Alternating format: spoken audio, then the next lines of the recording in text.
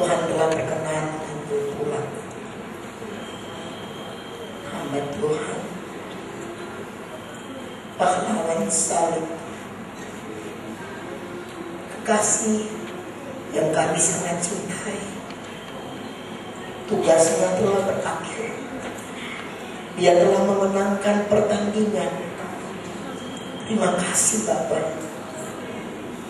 Di acara yang indah, pada ibadah pemakaman siang ini, Tuhan bicara kepada kami sekalian, terutama kepada keluarga dan jemaat Maha Tuhan di GPDI Kedama.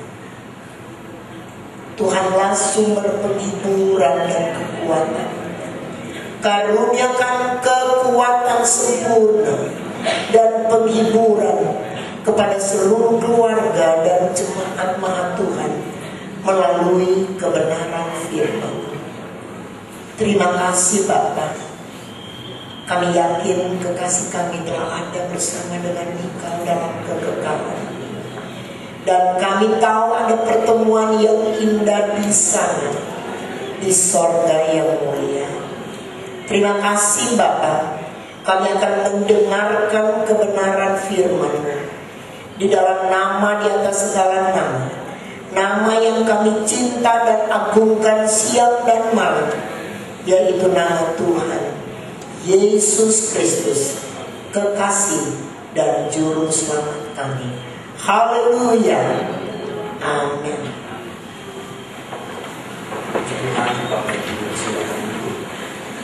Sebentar firman Tuhan akan disampaikan oleh Bapak Pendeta Bronten dan siapa.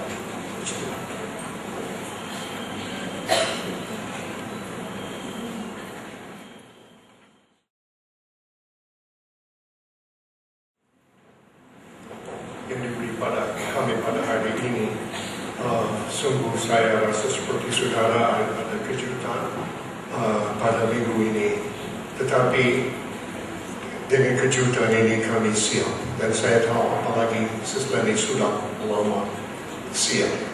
Dan kalau kita melepaskan Ibu Lenny, Tante Lenny, ya susah, tetapi kami tahu dia sudah berada bersama-sama dengan Tuhan.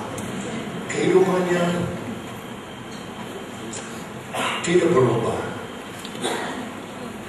Kalau saya renungkan sedikit mengenai pengalaman saya dengan dia, saya kembali kepada waktu saya masih pacaran sama istri saya. Berapa tahun yang lalu, saya belum ke Indonesia, tapi sama-sama dengan tante yang saya sebutkan, tante maksud saya, istri saya. Kami duduk bersama, dia bercakap dan dia bicara mengenai temannya Lenny di Indonesia. Saya baru lihat fotonya, saya belum kenal dia. Tapi pada waktu Tuhan izinkan kami dan bisa kami selesai, kami boleh ke Indonesia. Baru hari itu saya berjumpa, dan hari pertama saya tiba di Indonesia ketemu Sis Lenny. Dia bukan Sis Lenny pada waktu itu, dia cuma Lenny, teman dari semua. Dan saya ingat Lenny yang saya kenal dari hari itu sampai sekarang, dia tidak berubah. Dia seorang yang sama dan setia. Dan saya ingat dia seseorang yang boleh menjamah setiap orang. Orang besar, orang kecil, dia rangkul dan ketawa. Dia bisa membuat orang ketawa. Dia setia. Kalau saya ingat dia, dan mungkin saudara juga punya pengalaman sama. Saya ingat perkataan Yesus mengenai Nathanael. Waktu Yesus lihat Nathanael, dia katakan, tembaklah. Seorang Israel yang tidak ada tipu daya. Dan saya rasa, kalau saya ingat Sis Lenny, itu cocok. Seorang yang tiada tipu daya, yang kita kenal dia sama, dia tidak berubah, Dari dulu sampai sekarang dia setia. Dan dengan itu saya lihat satu contoh, satu teladan baik dari seorang yang hayati, yang menjadi teladan dari seseorang Kristen. Saya dengar bagaimana dia dapat merangkul segala orang. Dia melayani jiwa-jiwa yang baik, yang mampu, dan juga yang sederhana. Orang yang tidak punya. Tapi bagi Sis Lenny, semua sama saja. Dia tidak bedakan. Dia setia kawan selalu. Dan sekali lagi saya ingat, dia seseorang yang tiada tipu daya padanya.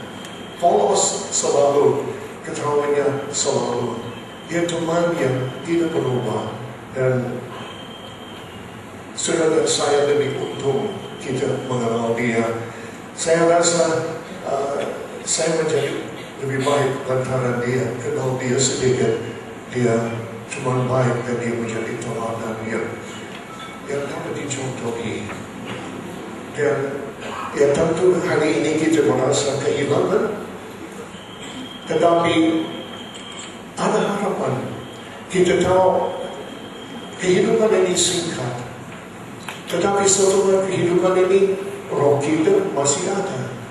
Dan saya yakin hari ini dia lebih gembira daripada waktu dia di sini. Dia lebih senang dan memang dia sudah sampai selesai tugasnya dan dia bersama dengan Tuhan, bersama dengan yang lain-lain. Saudara, kehidupan ini cuma sementara.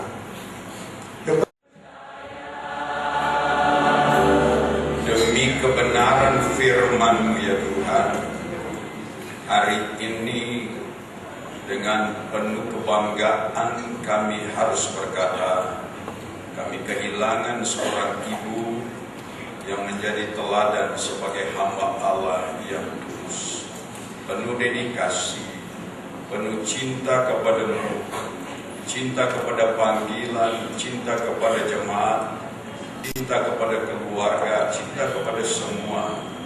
Namun kehilangan ini mendatangkan keyakinan kepada kami bahwa ada batas waktu bagi kami di muka bumi. Tetapi hidup ini kami mau supaya berlayak, berguna, bahkan bermanfaat bagi Engkau. Dan almarhumah telah memberikan keteladanan kepada kami. Kami berdoa Roh Kudus kiranya tolong kepada kami semua, mulai dari keluarga. Kami berdoa buat Om Hani.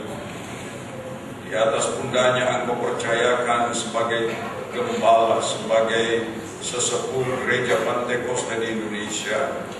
Kami yakin Engkau juga akan pakai terus hamba-Mu.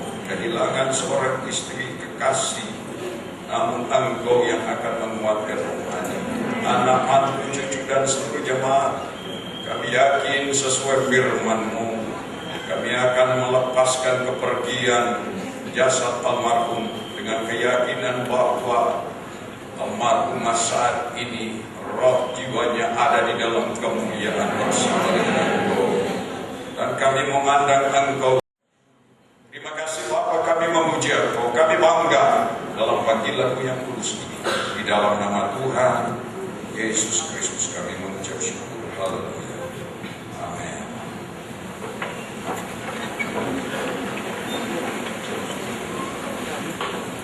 Puji Tuhan, kita akan menyanyikan sebuah pujian, O Yerusalem, kota mulia.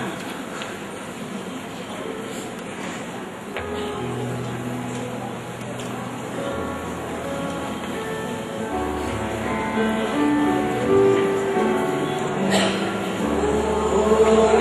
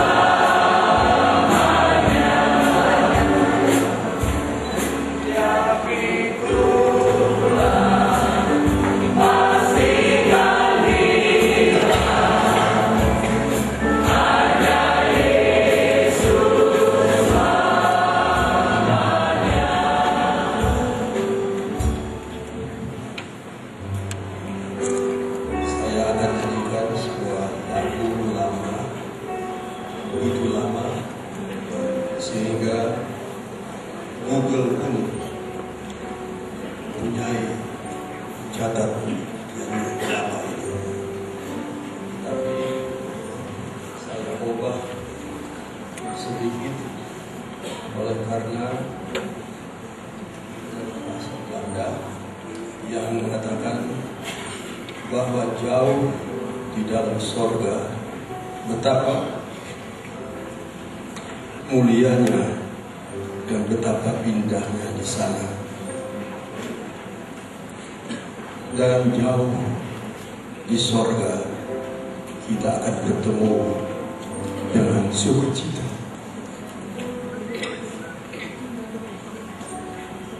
Lalu dikatakan bahwa kalau engkau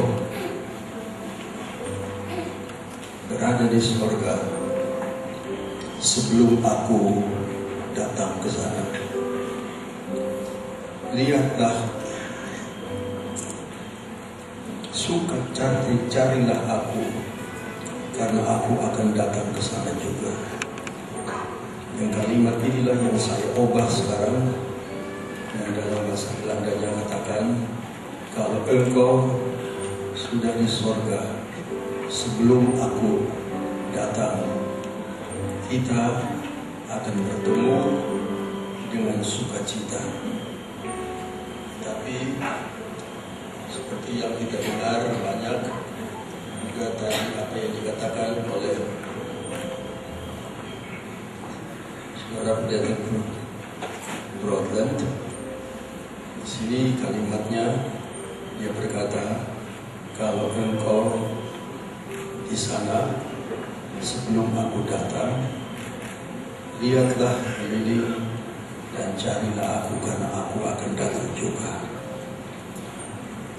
Nah, disinilah yang saya ganti. Kalau dalam bahasa Belanda katanya, als je er bent, voordat ik er kom. Saya ubah menjadi,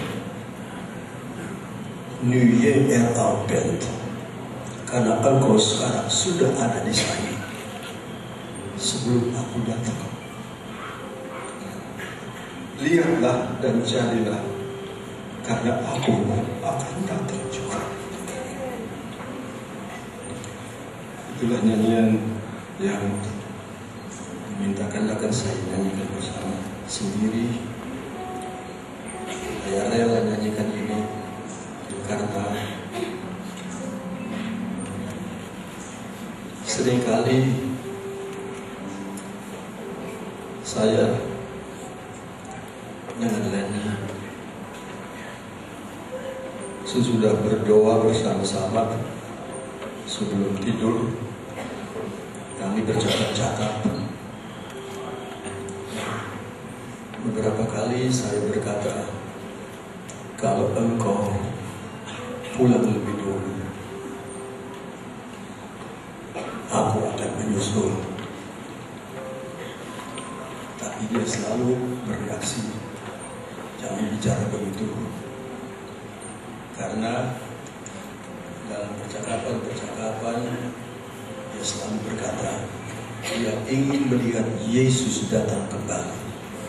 Artinya dia harapkan dia tidak akan mati sebelum Tuhan Yesus datang kembali. Tapi dia yakin bahwa nanti dia akan ada di sana. Nah, inilah yang saya ingin nyanyikan seorang diri.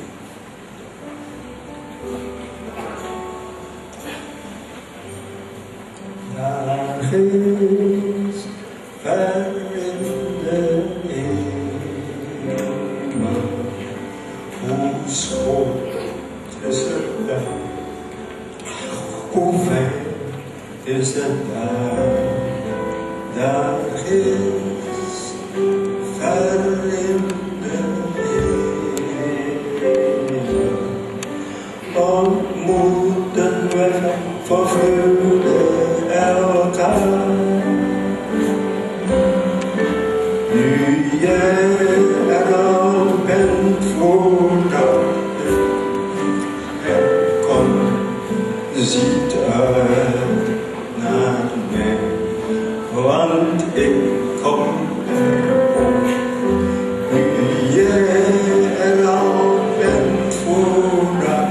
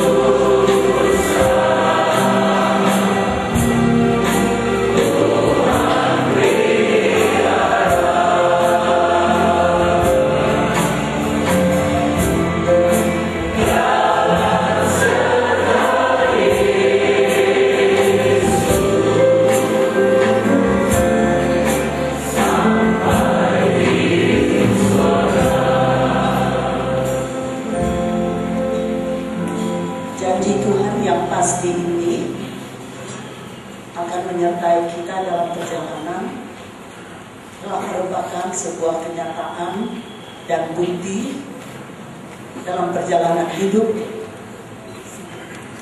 ibu saya almarhum. Ketika ayah saya dipanggil Tuhan, lagu ini dinyanyikan. Dan juga ketika dia pergi, ibu saya pergi, maka bagi kami yang ditinggalkan keluarga, kami merasakan kenyataan Tuhan sampai pada saat ini. Pada saat yang berat di pagi hari ini, saya mewakili kakak-kakak dan adik-adik saya diberikan kepercayaan untuk menyampaikan kesan atau sesuatu tentang kakak saya yang tertua, yang sejak ibu kami meninggalkan kami, maka kakak saya yang tertua Leni ini mungkin dianggap sebagai pengganti ibu. Sekalipun kami menyadari bahwa dia pun mempunyai keluarga sendiri, tetapi sebagaimana banyak orang sudah menyaksikan tentang kesabarannya, kasihnya, kesetiaannya, maka itulah yang saya juga bisa katakan pada pagi hari ini sebagai seorang adik. Demikianlah keadaannya. Demikianlah yang dia sudah tunjukkan juga kepada kami sebagai adik-adik.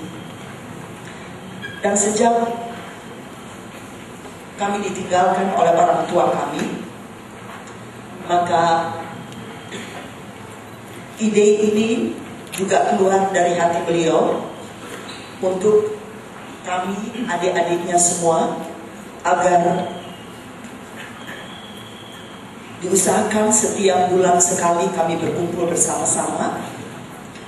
Sekalipun kami juga sudah mempunyai keluarga kami masing-masing, tetapi mengusahakan diri untuk selalu berkumpul bersama-sama. Seringkali dan banyak kali di rumah mereka, untuk kami berdoa, untuk kami berbicara, untuk kami ngobrol bersama-sama. Nah, saya sebagai seorang adik, Leni bagi saya selain kakak, dia juga seorang guru sekolah minggu saya dulu. Saya ingat sekali pada waktu kami berdoa mohon kepenuhan Roh Kudus, maka dialah yang mendampingi kami di kelas waktu itu di Keramat untuk berdoa dan mohon Roh Kudus dari Tuhan. Dia juga saya anggap sebagai guru sekolah minggu, guru di sekolah Alkitab, juga sebagai gembala. Karena setelah saya keluar dari sekolah Alkitab, saya berpraktek di bawah pengembalaan Hani dan Leni. Selama 7 tahun saya di Ketapang, dan saya belajar banyak melihat bagaimana caranya mereka melayani. Dan dalam doa saya kepada Tuhan, saya minta kalau bisa saya juga mau seperti itu. Banyak komen, banyak pertanyaan, atau banyak juga yang mengatakan kepada saya setelah kepergian Ibu Mane ini, Tante Lin, sekarang kami mesti bicara kepada siapa? Bukan jemaat ya, ada beberapa dari jemaat juga. Karena saya tahu bahwa jemaat itu sangat kehilangan seorang figur, kepada siapa mereka bisa bercerita, karena dia seorang yang begitu sabar mendengarkan segala keluh kesah, masalah dan lain sebagainya. Bukan saja dari jemaat, tetapi juga banyak hamba-hamba Tuhan, ibu-ibu gembala yang selalu cari Ibu Mande atau berkesempatan untuk mencari dan bertemu dengan dia dalam acara apapun, menceritakan masalah mereka. Saya terus terang jujur melihat kehidupannya, menjalankan kehidupan beliau. Saya selalu berkata, saya tuh nggak bisa seperti dia. Lenny adalah Lenny, saya adalah saya. Kesabarannya itu saya belum miliki kesabaran seperti itu. Sebagaimana Bapak Mande katakan bahwa dia selalu membuka HP-nya, tidak pernah di silent pun tidak pernah dimatikan, sehingga setiap kali orang menghubungi dia selalu akan dijawabnya sekalipun tidak ada nama yang keluar di nomor tersebut, entah dari siapa. Sedangkan saya justru matikan HP saya pada waktu malam, karena saya tidak mau diganggu tidur saya. Ya, kecuali saya buka, kalau saya memang harus bangun pagi untuk apa saja, saya pasang alarm di HP saya. Tapi itulah yang saya lihat dan belajar dari beliau yang saya belum dapatkan. Dan ada beberapa orang yang katakan, Tante Lin, Tante dong yang gantiin seperti Tante Len. Saya bilang, saya nggak bisa, saya bukan Tante Len, saya adalah Tante Lin seperti ini. Tapi doakan, saya juga mau. Nah, di dalam pelayanan saya kemudian setelah saya belajar di Ketapang selama 7 tahun menjadi pekerja di sini, kemudian Tuhan percayakan kepada kami sebuah penggembalaan jemaat. Tuhan percayakan saya menjalani hidup penggembalaan ini. Lalu saya sendiri merenungkan, kok apa ya, banyak hal yang seperti Lenny dulu jalankan atau alami, kok sekarang saya juga merasa saya alami dalam penggembalaan ini. Kalau saya bertemu dengan dia, seringkali kami ini bisa bercerita tentang pekerjaan Tuhan juga dan lain sebagainya. Dan dalam pelayanan beliau seringkali dia mengajak saya untuk bersama-sama ke daerah dan sebagainya beberapa kali, untuk juga berbagi pengajaran kepada khususnya ibu-ibu gembala di daerah. Saya berterima kasih untuk kepercayaan itu. Namun seringkali saya merasa begitu kecil, begitu tidak berarti ketika dia sudah mulai seringkali sakit dan diundang ke beberapa banyak tempat untuk melayani dan dia tidak bisa. Dia seringkali memberikan kepercayaan atau mengatakan kepada orang-orang, coba telepon hubungi Lydia saja, biar dia yang melayani. Dan kalau saya tiba di tempat pelayanan tersebut, saya selalu berkata kepada ibu-ibu yang ada, saya minta maaf, saya ini bukan Tante Lenny, saya adalah Ibu Lydia. Jadi mungkin tentunya saya beda dengan beliau. Mungkin mereka mengharapkan kedatangan beliau, tapi saya berdoa, Tuhan, apa yang akan dibawakan, apa yang akan disampaikan, kiranya juga boleh memberkati. Dan saya berterima kasih, Tuhan tidak pernah mempermalukan firman-Nya, dan Tuhan juga selalu membela hamba-Nya.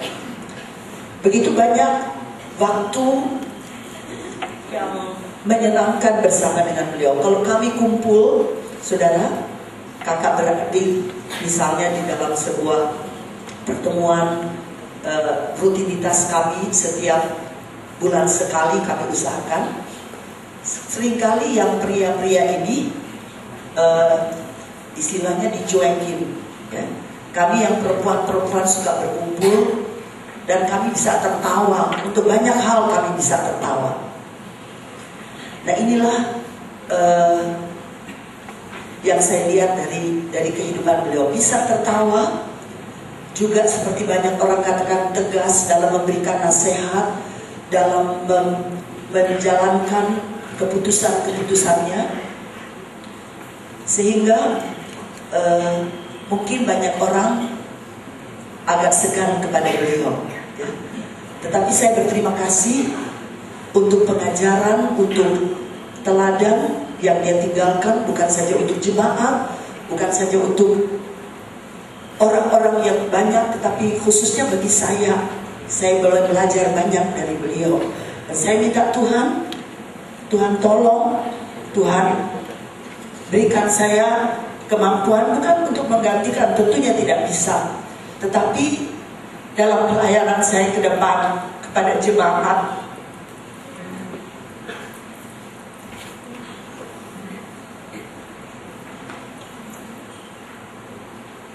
Biar kiranya Tuhan juga berikan kepada saya kesabaran seperti yang beliau sudah tunjukkan kepada jemaat dan kepada siapa saja. Saya berterima kasih untuk kakak saya. Saya berterima kasih untuk kebersamaannya selama ini. Sekalipun ketika saya dapat kabar dia dipanggil Tuhan, begitu cepat Hesi baru telepon saya mengatakan mama masuk ICU. Dan waktu itu kami sedang makan, saya dengan adik saya Nes. Lalu saya dalam doa sebelum kami makan, karena Hesi sudah mengatakan ICU, saya masih berdoa, Tuhan tolong, tapi sudah deg-degan ini hati. Gak lama sesudah itu Hesi SMS, Hesi kirim WhatsApp, katakan Mom is in heaven. Saya langsung tahu apa? Sendok saya udah gak bisa makan, ayo kita langsung pergi. Saya sebenarnya waktu malam itu pikir memang kami mau ke rumah sakit sesudah makan, atau minimal besok hari minggunya bersama dengan seorang pekerja di gereja ingin besuk, karena selama dia berada di rumah sakit kali ini saya tidak pernah melihat dia. Jadi saya begitu, bukan menyesal, tetapi saya merasa begitu kehilangan. Ketika ibu saya meninggal, saya merasa begitu kehilangan karena saya tahu dialah seorang yang mendoakan saya. Tetapi pada waktu itu ada penghiburan dari Roh Kudus yang mengatakan bahwa ada jemaat, ada orang-orang lain, sehingga itu menguatkan saya. Nah, begitu juga ketika saya dapat kabar seperti itu dari Lani, lalu saya minta Tuhan,